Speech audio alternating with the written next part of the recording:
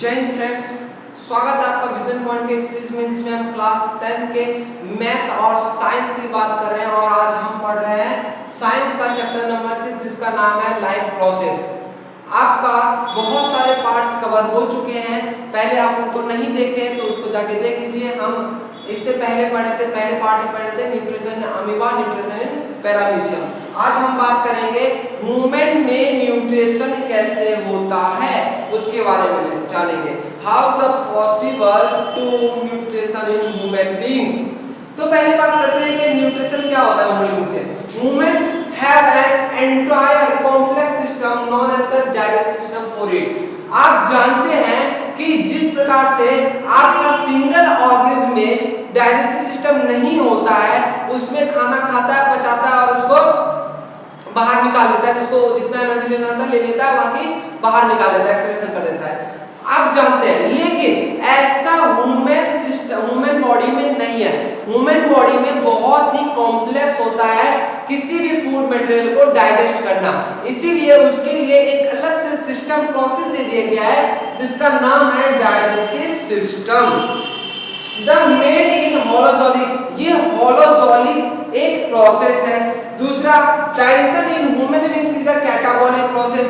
अभी कैटाबॉलिक क्या होता है? कैटाबॉलिक का मतलब होता है कि जो आप इंटेक करते हैं फूड, वो करते हैं कॉम्प्लेक्स मॉलिक्यूल्स। क्या करते हैं? कॉम्प्लेक्स सब्सटेंसेस आप इंटेक करते हैं, उसको सिंपल मॉलिक्यूल्स में, सिंपल सब्सटेंसेस में तोड़ने का काम करता है आपका कैटाबॉलिक प्रोसेस। इसीलिए इसको बोला गया है it is the process of catabolic in a human being. Human beings में क्या होता है? कैटाबॉलिक प्रोसेस होता है जो कि कॉम्प्लेक्स सब्सटेंसेस को सिंपल सब्सटेंसेस में तोड़ने का, ब्रेक डाउन करने का काम करता है। Nutrition in human beings takes place through the human digestive system. Nutrition जो होता है आपका ह्यूमन बीइंग्स में, वो हेल्प किसके हेल्प से होता है? डाइजेस्टिव सिस्टम से।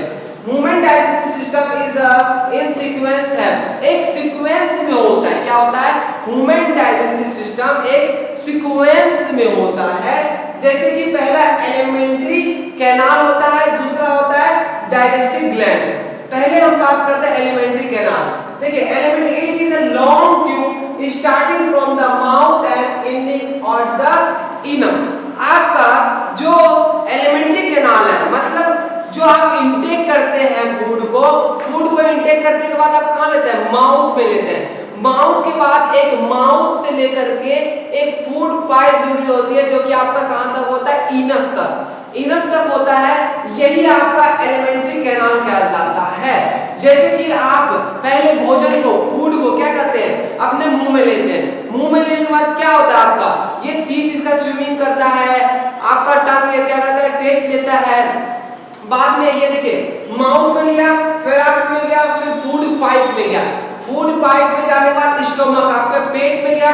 पेट में जाने के बाद एसआई मतलब है स्मॉल इंटेस्टाइन, स्मॉल इंटेस्टाइन में गया। एलआई का मतलब लार्ज इंटेस्टाइन, लार्ज इंटेस्टाइन में गया। फिर उसके बाद इनस के द्वारा आपका शरीर से बाहर निकल जाता है आपका जो वेस्ट मटेरियल होता है फूड में।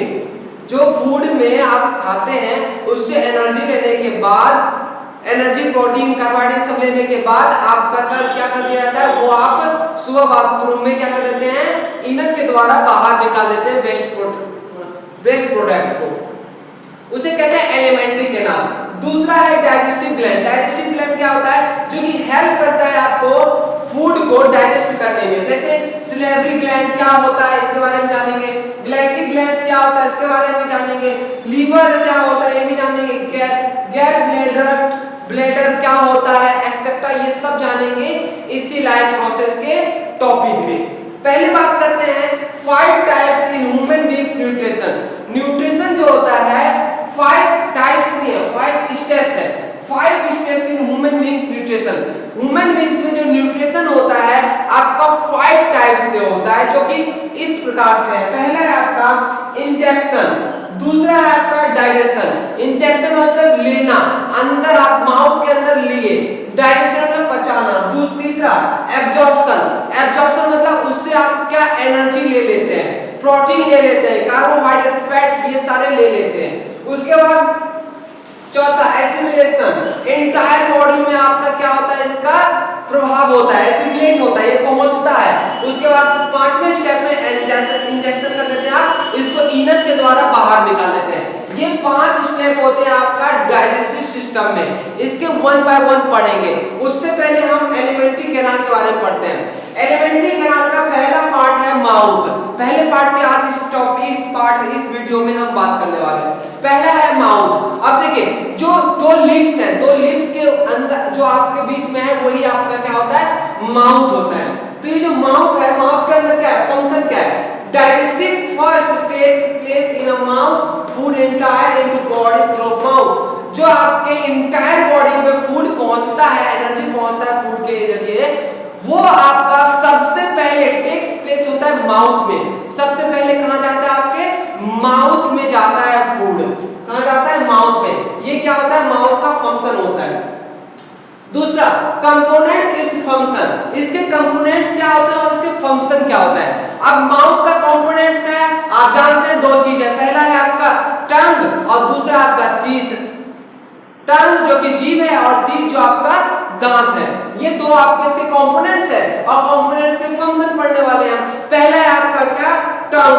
टंग क्या होता है, मस्कुलर स्ट्रक्चर होता है। इसका क्या होता है, मस्कुलर स्ट्रक्चर होता है। दूसरा, present at the floors of buccal cavity.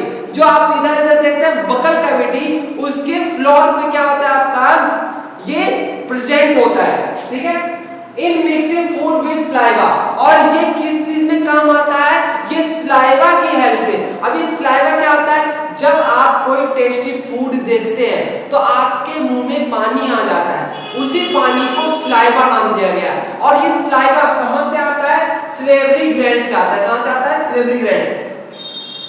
जो मैंने भी दिखाया ना, यही आपका क्या है, जीभ के नीचे जो आपका पार्ट है उसे सलेवरी ग्लैंड कहते हैं। और इसी सलेवरी ग्लैंड से आपका सलाइवा आता है। और ये सलाइवा क्या काम करता है, फूड को मिक्स करने में मदद करता है। उसके बाद आता है टीथ। माउथ के अंदर ये टीथ होता है, इसका माउथ का कंपोनेंट होता है, कंपोनेंट्स का फंक्शन। टीथ क्या होता है, हार्ड स्ट्रक्चर होता है। क्या होता है, हार्ड स्ट्रक्चर होता है।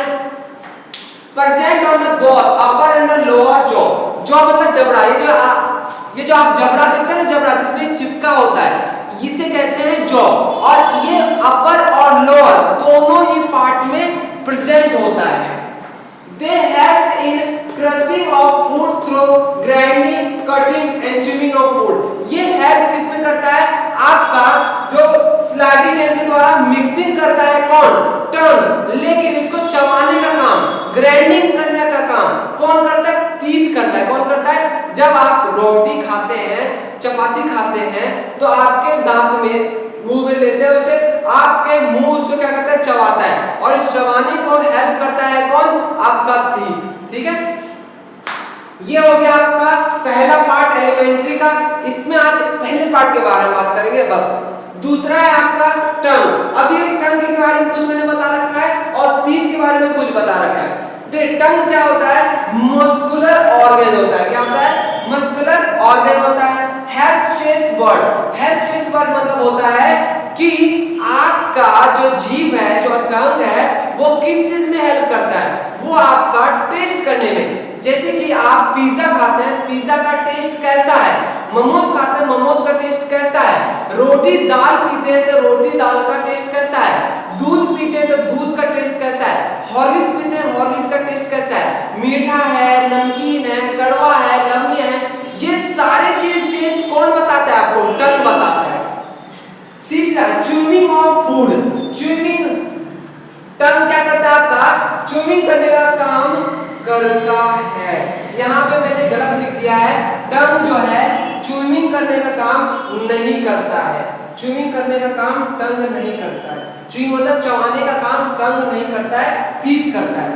Cleaning of teeth. देखिए, जब आप मान लीजिए जब आप ब्रश नहीं करते हैं, ब्रश को छोड़िए, जब आप खाना खाते हैं, रोटी खाते हैं, रोटी खाने के बाद क्या होता है, कहीं कहीं रोटी फंस जाता है आपके कोने में, तो वो आप हाथ से तो निकाल नहीं पाते हैं, तो जी से ही क्या करते हैं, ऐसे ऐसे घुमाते हैं जीभ को और उस रोटी को निकाल करके आप कुल्ला करके फिर से आप फ्रेश हो जाते हैं। तो टीथ को क्लीन करने का भी काम करता है कौन, टंग।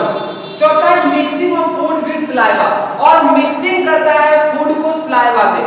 जैसे ये मिक्सिंग कैसे होता है समझिए, जिस प्रकार से आपकी मम्मी रोटी बनाने से पहले आटा को गूंदती है। आटा क्या विदाउट वाटर गूंदा जा सकता है? नहीं, उसके लिए वाटर चाहिए। वाटर से ही आपका वो आटा गीला होता है और आपको मम्मी आपको गूंदती है, फिर रोटी बनकर खाता है। उसी प्रकार से जब आप रोटी लेते हैं विदाउट वाटर, क्या वो मिक्सिंग हो जाएगा? नहीं, वह सूखा सूखा रहेगा। इसीलिए आपका सलेवरी ग्लैंड से सलाइवा आता है और सलाइवा क्या करता है? आपका हेल्प करता है मिक्सिंग में। किस चीज में? मिक्सिंग में। तो ये टंग का काम था। टंग का काम यहाँ पे खत्म होता है। अब आते हैं टीथ। किस पे आते हैं? टीथ। मैनली टीथ आपका 4 टाइप का होता है। एक होता है इंसिजर, दूसरा होता है कैनाइन्स और चौथा होता है, तीसरा होता है आपका प्रीमोलर और चौथा होता है मोलर। पहली बात करते हैं टीथ जो होता है 6 महीने से लेके 6-7 साल तक के बच्चों में क्या होता है? मिल्क टीथ कहलाता है। क्या कहलाता है? 6 मंथ टू 6 ईयर तक बच्चों में जो टीथ रहता है, दांत रहता है मुंह में, उसे मिल्क टीथ कहते हैं। क्या कहते हैं? Milk teeth. और मिल्क टीथ आपका 3 टाइप के होते हैं। इंसिजर जिसमें 2 दांत होते हैं, कैनाइन जिसमें 1, मोलर्स में 2। अब ये अगर 2 1 2 डिवाइड बाय 2 1 2 मल्टीप्लाई 2 कर देंगे तो 20 टीथ। मतलब जो आपके 6 महीने से 6 साल तक के बच्चे में 20 टीथ होते हैं मिल्क, जो कि दूध का दांत जिसे बोलते हैं। ठीक है। और ये जब झड़ जाते हैं 6 साल के बाद, अपने आप टूटने लग जाते हैं, उसके बाद और नए दांत आते हैं जिसे आप कहते हैं परमानेंट टीथ। क्या कहते हैं? Permanent teeth. अब ये परमानेंट टीथ होते हैं आपके 4 टाइप के। पहला होता है इंसिजर जो कि होता है 8 टीथ। कितने होते हैं? 8। दूसरा होता है कैनाइन जिसे आप बोलते हैं 4 टीथ। प्रीमोलर जिसमें 8 टीथ होते हैं, मोलर आपका 12 टीथ होते हैं। इंसिजर जो कि 8 दांत जो कि आगे का होता है, कैनाइन जो कि उसके बगल का होता है, प्रीमोलर जो कि आपका उसके बगल का, और मोलर सबसे लास्ट वाला होता है। इस टाइप से 2 1 2 3 2 1 2 3 डिवाइड बाय 2 1 2 3 इनटू 2 करेंगे तो इस टाइप से आता है 32 टीथ। मतलब 6 साल के उम्र से लेके एडल्ट तक आपका कितना रहता है? 32 टीथ रहते हैं आपके मुंह में, जिसे आप परमानेंट टीथ कहते हैं। आज के लिए इस टॉपिक में इतना ही। आगे की बात करेंगे अगले वीडियो में। अगर इस चैनल पे आप नए हैं तो सब्सक्राइब कर लीजिए। ऐसे ही इंटरेस्टिंग वीडियो आपको मिलेंगे 10th का और 9th का और 11th 12th का भी इसी चैनल पे। और पुराने हैं तो इसको ज्यादा से ज्यादा शेयर कीजिए। आपका बहुत बहुत धन्यवाद इस वीडियो को देखने